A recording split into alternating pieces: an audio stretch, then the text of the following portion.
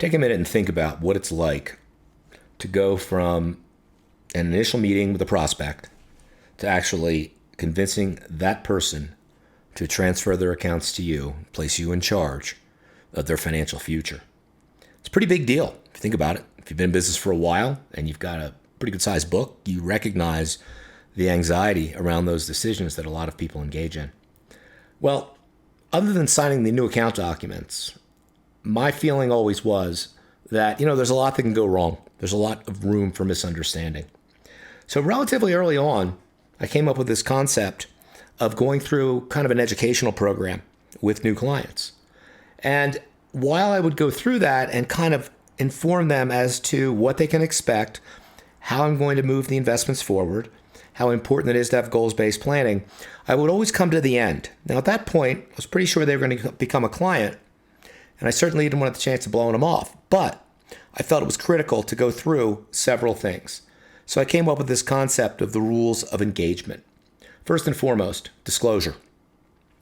I would let them know that our relationship over time must be based on open communication and 100% honesty.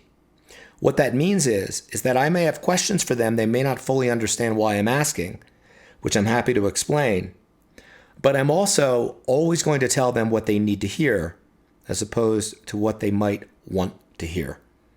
It is critically important they understand that up front because, as we know, based on experience as an advisor, news is not always good. Always first, bad news. Always first. Good news is great, bad news faster. Communication. The success of your relationship is dependent upon a long-term, open-ended dialogue. I would make calls regularly, not to every client, but to clients I felt like keeping. Ultimately, the only people in my book were clients I really cared about and felt like keeping. You have people in your book, you're not willing to call them up and be in contact with them on a frequent basis, let's say at least 9 times per year. They're being underserved. Oh, they don't have a lot of money? Fine, give them to someone else who will pay attention to them because you're not doing it. Plus, most of your business is coming from the top of your book as well. Look for clients that will follow your process instead of clients that may agree with you from time to time and do other things. Compensation always comes up, and this is the most important one. Now, there's 2 ways it can happen. One can be you roll right into it as the third guideline here, or the client asks you first, well, how much does this all cost? So rather than just give them a rote answer that they can compare 75 versus 90 basis points, essentially what they're trying to figure out is, what am I going to get for my cost? Am I going to get value? So I look at that a little bit differently. I want them thinking all the time about what they might get. So prospect is going to ask first, how much do you charge? Well, depending on how I'm feeling that day, my response might be, what would you like to pay? Now, the client is normally going to respond with this, as little as possible. My response, quietly looking at them, what would you expect to get? And then I go stone quiet. I just go quiet. Don't say a word. Let them go next. Because all of a sudden they're thinking in terms of, well, maybe there's more to this than just whatever the fee may be. If you're at this point and they don't understand what you're going to do for them, you haven't really convinced them you're adding value. You're trying to sell them a commodity.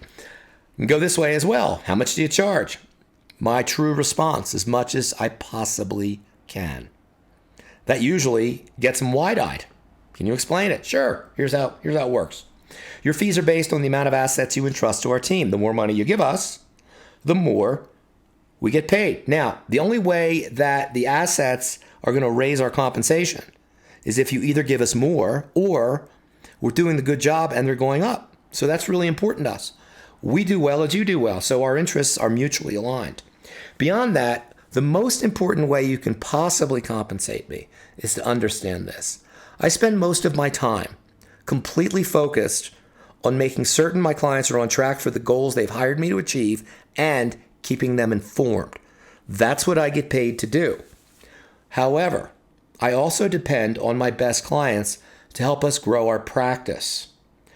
I'm interested in meeting other people like you because that helps our practice grow and I can spend more time focused on the needs of the people that I care about.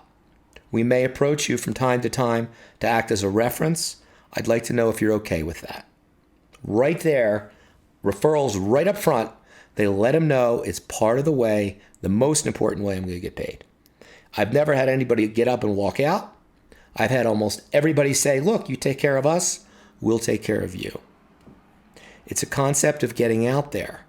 Be direct, be succinct, let them know what's up, and only look for the type of clients that will respond positively and recognize the value that you bring. That's it for now. Thanks for listening.